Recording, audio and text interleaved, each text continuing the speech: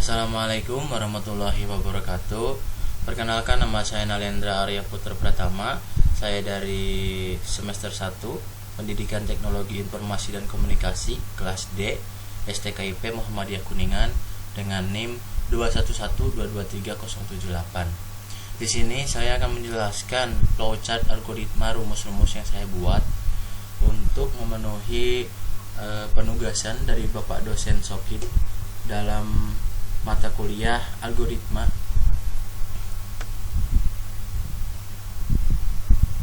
Di sini, agar tidak berlama-lama lagi, mari kita langsung saja masuk ke salah satu algoritma yang saya buat.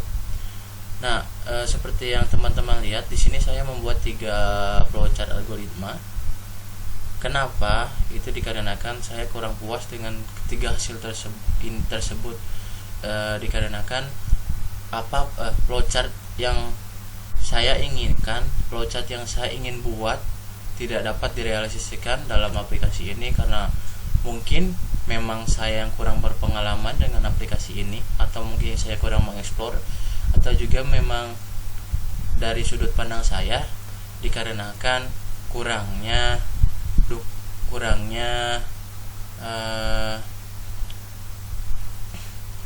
mendukungnya aplikasi ini dalam merealisasikan flowchart yang saya inginkan. Seperti contohnya, kemarin saya ingin membuat flowchart login, akan tetapi dikarenakan tidak adanya fungsi yang mirip seperti database untuk menyimpan atau dapat menyamakan jawaban dari input data password atau username, tidak ditemukan di sini. Walaupun jikapun menggunakan fungsi if, saya juga sudah mencobanya kemarin, tetapi sayangnya tidak bisa. Untuk itu saya sejujurnya sedikit kecewa dengan aplikasi ini. Hanya saja dikarenakan ini adalah sebuah tugas dan juga harus dilaksanakan di dalam aplikasi ini. Oleh karena itu saya ingin membuat sesuatu yang berbeda dari yang lain. Untuk penugasan dari Bapak dosen tersendiri, itu penugasannya hanya cukup membuat satu rumus dan berbeda dari yang lain. Yang dimaksudkan berbeda dari yang itu adalah berbeda dari teman-teman sekelas mahasiswa saya.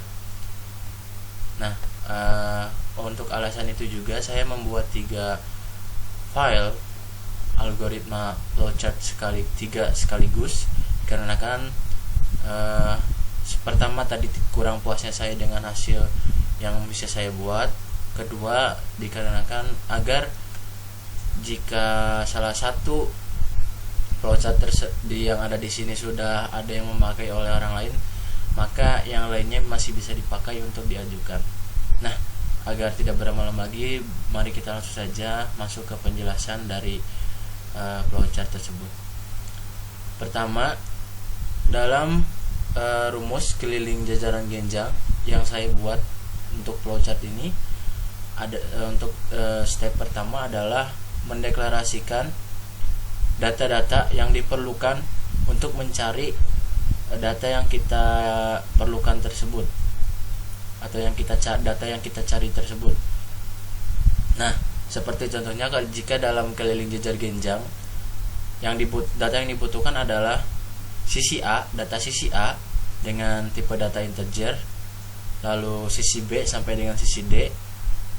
Tentunya tipe datanya sama semua agar nanti bisa dijumlahkan, karena jika tidak maka tidak akan bisa dijumlahkan.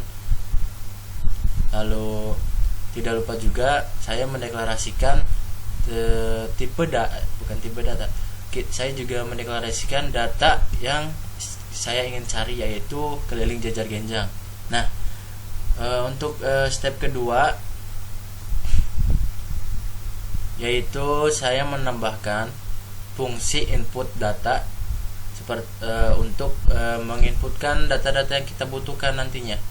seperti yang sudah dideklarasikan di atas, yaitu sisi A, sisi B sampai dengan sisi D, maka input data yang kita perlukan di sini juga harus dilakukan dengan memasukkan fungsi input sisi A, sisi B sampai dengan sisi D. Lalu kenapa tidak dimasukkan juga yang ini, tip data yang kita cari? Nah, karena data yang kita cari bukanlah data yang seharusnya kita isi, melainkan yang kita cari seperti namanya.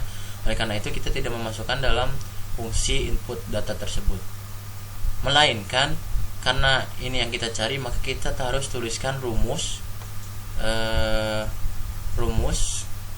data yang kita cari dalam step ketiga, yaitu memasukkan rumus dalam fungsi assign. Nah, untuk cara memasukkannya adalah cukup tuliskan nama yang sama persis dengan data yang kita cari dan yang kita tulis di atas di sini. Lalu selanjutnya kita masukkan rumus untuk mencari data yang kita cari tersebut. Apabila sudah, kita bisa langsung menambahkan fungsi output dengan memanggil nama data yang kita cari, agar nantinya hasilnya akan terlihat di sini setelah kita coba run. Nah, agar tidak berlama-lama lagi, mari kita langsung saja coba apakah flowchart ini dapat di run atau tidak. Baik, di sini kita akan diminta untuk menginputkan input data yang tadi sudah kita lakukan, yaitu pertama sisi A. Misalkan kita memasukkan data 20, lalu sisi B nya kita misalkan 30, sisi C nya kita 40, sisi D nya 50, misalkan begitu, dan hasilnya 140. Mari kita hitung kembali apakah hasil yang diberikan benar atau tidak. 20 ditambah 30 sama dengan 50, 50 ditambah dengan 40 sama dengan 90, 90 ditambah 50 sama dengan 140. Benar ya teman-teman? Baik, selanjutnya saya akan menjelaskan flowchart rumus keliling persegi panjang. Untuk rumus keliling persegi panjang, cara-cara mendeklarasikan sebuah flowchart itu sama. Jika kita membuat flowchart rumus, yaitu mendeklarasikan bukan tipe data. Kita mendeklarasikan data yang kita cari, data yang kita butuhkan, lalu data yang kita cari, memasukkan fungsi input untuk data yang diperlukan, lalu memasukkan rumus dari data yang kita cari, lalu kita memasukkan fungsi output untuk melihat hasil dari apa yang kita cari. Untuk rumus dari keliling persegi panjang, yaitu adalah panjang dikali 2 ditambah luas dikali 2. Baik, mari kita langsung saja coba hasilnya. Pertama kita masukkan data panjang, misal 60, lalu kita masukkan data luas, misalkan 20, misalkan 10. Nah, di sini bisa kita lihat hasilnya 140. Mari kita hitung saja langsung. 60 dikali 2 sama dengan 120. Lalu 10 dikali 2 sama dengan 20. Maka 20 ditambah 120 sama dengan 140. Benar ya teman-teman hasilnya? Berarti flowchart rumus yang saya buat itu berfungsi dengan baik. Baik, mari kita langsung saja jelaskan flowchart yang terakhir. Nah, di sini saya flowchart yang terakhir adalah rumus luas lingkaran. Rumus luas lingkaran di sini memerlukan data alas, tinggi, dan setengah. Lalu tidak lupa juga saya mendeklarasikan data yang kita cari, yaitu luas dari lingkaran tersebut. Lalu tidak lupa saya memasukkan fungsi input atas, tinggi, alas, tinggi, dan setengah dengan rumus alas kali tinggi dibagi setengah. Baik, mari kita langsung saja coba. Misal 20 untuk alas, lalu untuk tinggi misalkan 30, lalu dibagi setengah. Untuk setengah kita bisa tuliskan saja 2. Baik, benar ya teman-teman. 30 dikali 20 sama dengan 600. 600 dibagi 2 sama dengan 300. Baik, cukup sekian penjelasan dari saya. Mungkin kurang lebihnya saya mohon maaf yang sebesar-besarnya. Bila ada kesalahan itu berasal dari diri saya sendiri. Bila ada kelebihan itu berasal dari Allah Subhanahu wa taala, karena yang sempurna dan maha bisa hanyalah Allah Subhanahu wa taala.